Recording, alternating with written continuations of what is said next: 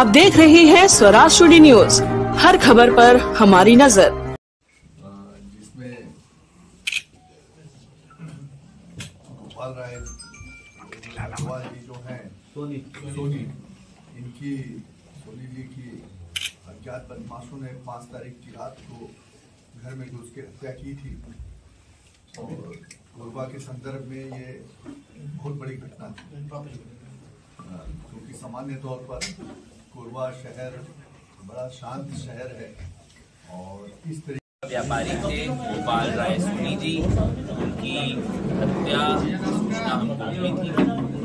ये एक निश्चित रूप से अंधा मामला था, ब्लाइंड मर्डर था, और इसके अंदर किसने इस घटना को अंजाम दिया, किस उद्देश्य से इस घटना को अंजाम दिया, ये सभी जो तथ्य थे जब घटना स्थल पे पुलिस पहुंची उस वक्त इसके बारे में कोई भी सुराग नहीं मिल रहा था। परंतु सतत विवेचना करते हुए, साइंटिफिक एविडेंस की मदद लेते हुए इस मामले के अंदर अभी 2 आरोपियों को गिरफ्तार कर लिया है। उन्होंने जो घटना में अपनी संलिप्तता को कबूला है और उनके पास से जो लूटा हुआ मोबाइल था, जो कि मृतक की पत्नी का है, वो रिकवर कर लिया गया है। गाड़ी को पहले ही लाल घाट के पास से रिकवर कर लिया गया था। और एक अन्य आरोपी जो कि गोपाल राय सोनी का जो वर्तमान ड्राइवर है आकाश पुरी गोस्वामी, उनका बड़ा भाई जो है वो अभी फरार है। उसके लिए लगातार हम प्रयास कर रहे हैं, उसको जल्द ही गिरफ्तार करेंगे। इस पूरे मामले के अंदर हमारी पूरी कोरबा पुलिस, सभी अधिकारी, सभी हमारे एडिशनल एसपी साहब, सीएसपी साहब, सीएसपी कोरबा और 80 अधिकारी कर्मचारियों ने इसको लगातार इसमें मेहनत करी। और वरिष्ठ अधिकारियों का, चाहे वो हमारे आईजी सर हों, अन्य वरिष्ठ अधिकारी हों, उनका सतत मार्गदर्शन और सहयोग हमको मिलता रहा। इसके लिए हम आरोपियों तक कैसे पहुंचा?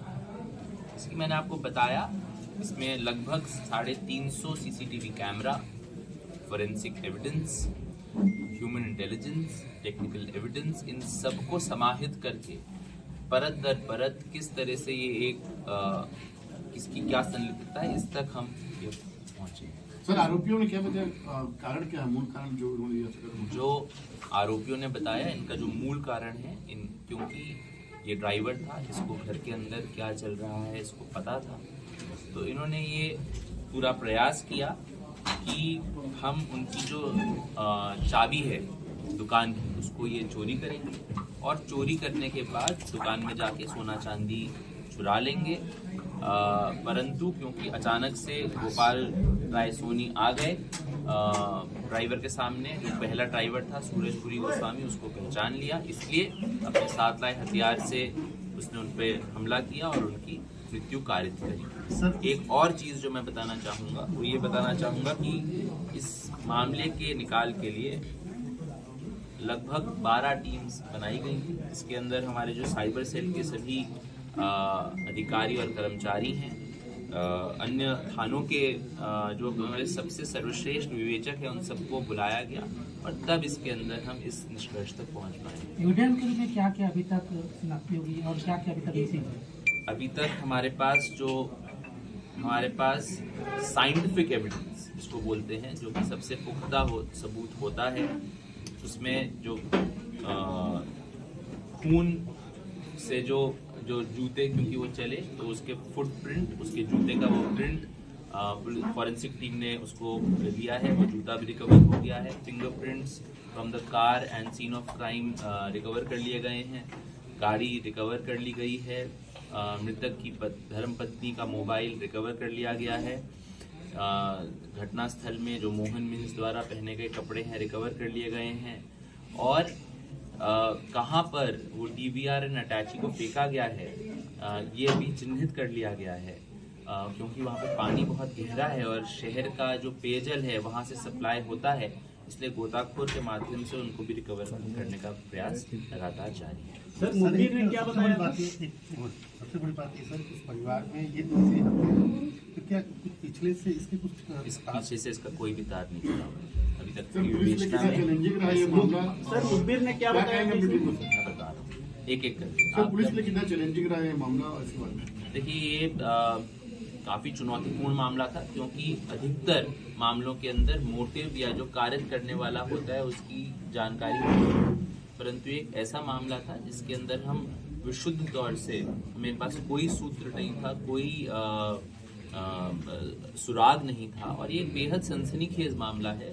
टीपी नगर शहर के सेंटर में है, वहाँ पे अगर घर में आके कोई लोग किसी की हत्या कर देते हैं और उसका सुराग नहीं है, कौन आया, कहाँ से आया, क्यों घटना करी, तो इन सब स्तरों पे हमको विवेचना करनी थी और इसके लिए हम लगातार इसमें लगे रहे और अंततः जो घटना है उसका खुलासा पाया। आप कुछ जिस तारीख को एक कंडीशन था, जो फुटेज आया था जो बगल में ऑफिस में घुसे, उसका कोई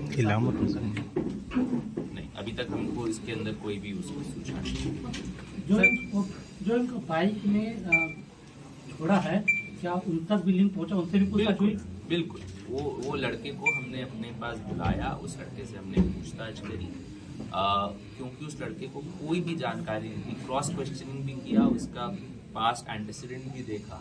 तो हमारी ये मंशा है कि हम किसी भी निर्दोष को किसी भी स्तर पे हम दंडित नहीं करना चाहते, कभी किसी निर्दोष को उसके खिलाफ कानूनी कार्रवाई नहीं होनी चाहिए, इसलिए हम उसको जाने दें। सर 370 से अधिक सीसीटीवी फुटेज देखा गया, उसके बाद में मुखबिर ने क्या बताया इस मामले में? देखिए जैसे कि मैंने आपको बताया, हमको सीसीटीवी फुटेज साइंटिफिक एविडेंस से लीड मिलता चला गया, तो उसके बाद हमको जैसे पता चला कि ये जो एक आरोपी है शायद उसके हाथ में चोट लग गई, हो सकता है वो आरोपी बाहर का हो सकता है वो आरोपी शहर का हो, तो हमें पता चला कि कौन ऐसे लोग हैं जिनके चोट लगी हुई है। हमने फिर किया और 370 जो हमने सीसीटीवी कैमरे लगाए, मैं आपसे अंत में यही कहना चाहूँगा, जनता से अपील करना चाहूँगा कि अगर हमें जागरूक जनता बनना है तो उसके लिए सिर्फ 3 ही काम करने हैं कोरबा की जनता को।